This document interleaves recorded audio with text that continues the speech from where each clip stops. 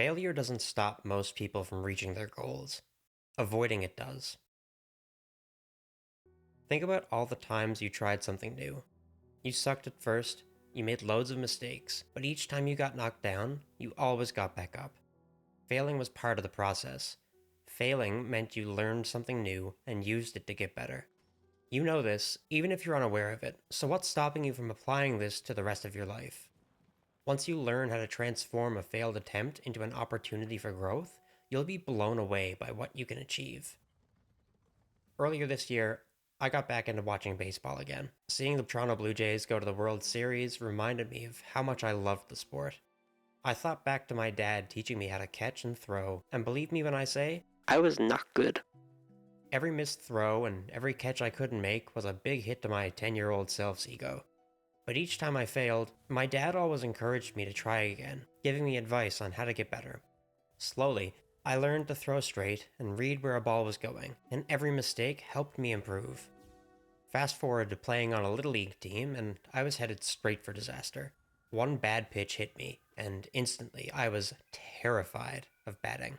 Every game after that, I would get up, stand at the plate, and refuse to swing. My heart rate went through the roof, my mind went blank, and I was so scared of getting hit again that I would completely freeze up. I would watch both good pitches and bad pitches fly by, and all I could do was stand there, like a statue. Don't get me wrong either, I was scared out of my mind of being hit, but after a while, I started getting stuck in my head because I felt like I was letting my team down. Knowing that I was going to be a waste of a batter, the fear of failing further caused me to freeze and stay stuck for literal years. Now, all credit to my friends back then, they never left me behind or laughed at me. Our spare time on summer break was spent getting together and practicing. Every time we were in a game, they would cheer me on and shout from the dugout that this would be the time I swung and got on base. They helped me get over my fear of being struck by a ball, and by practicing over and over again, they not only got me to swing, but to start making contact and hitting the ball. To this day, I'll never forget the roar from behind me when I took a swing and felt the ball connect with the bat. The cheers from my team as I got on base were all you could hear. All of the failures I had faced to reach that point finally paid off, and I learned just how far you can go when you refuse to give up. I think it was that moment, looking back, that made me realize how powerful facing your failures head on could be. None of this would have been possible if I had just given up out of fear. From there, the support of my friends and the determination to keep getting better made me a better player and a stronger person. By continuing through the discomfort, I was able to overcome a major hurdle in my life at the time. I was able to regain the courage I had lost and carry it into every game after. That is the essence of what I'm talking about here. Every step of my baseball experience was riddled with failure. In turn, every mistake was followed by a new opportunity to learn and improve. And the thing is, this doesn't just apply to my Little League baseball experience. This type of growth is a key part of every challenging thing in life. The best part of learning any new skill is that sense of accomplishment you get when you finally overcome the challenge that's currently holding you back. Learning how to adapt based on failure is really like a superpower. The sooner you stop running away from failure and instead keep moving forward, the more practice you will have at overcoming challenges.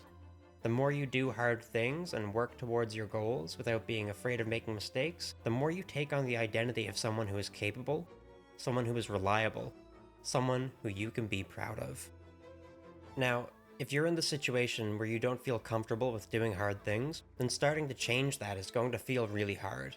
When you're used to being comfortable, stepping outside of your comfort zone and trying something unfamiliar will make you feel anxious, and your first reaction might be to run back into the safety of your old habits. It's really important that you push through that reaction and keep going. The hardest part is the start, and if you can push through that initial struggle, it only gets easier. You're building experience in the skill of your choice, and you're building your skill of overcoming failures. You're becoming a stronger, more capable version of you every time you don't let failure stop you. There's one question that's been there the whole time, and we've been avoiding it. Why are we so afraid of failure? If it's such a powerful tool, why are we doing everything we can to avoid it? In a nutshell, I don't think most people are afraid of failing. They're afraid of what it will say about who they are. In a world where we are constantly being shown the very best moments of everybody's life, we often forget that it's just that, the very best. Nobody wants to show off their flaws and insecurities online. It's always the big achievements and accomplishments that get the spotlight. Because of this hyper-focus on success, the idea of looking stupid or disappointing people can become a major source of anxiety. Failure for a lot of people is a sign that they aren't good enough. The pressure it puts on people can sometimes take a small problem and have it snowball quickly into something much worse. The easiest example of this I can think of is school-related. If you're afraid of failing a test and you avoid the classes because of it, you end up in this self-fulfilling prophecy where you fail the test, which is exactly what you were afraid would happen. This obviously has potential to be a big problem. If you never take risks because you don't want to suffer the embarrassment of failing at something new, you'll never grow and you'll stay stuck exactly where you are. The key is to remember that failure doesn't define who you are as a person. It is a stepping stone between where you currently are and where you want to be. Somewhere along the way, many of us stopped treating failure as a tool and let it become the end of the road instead of part of the journey.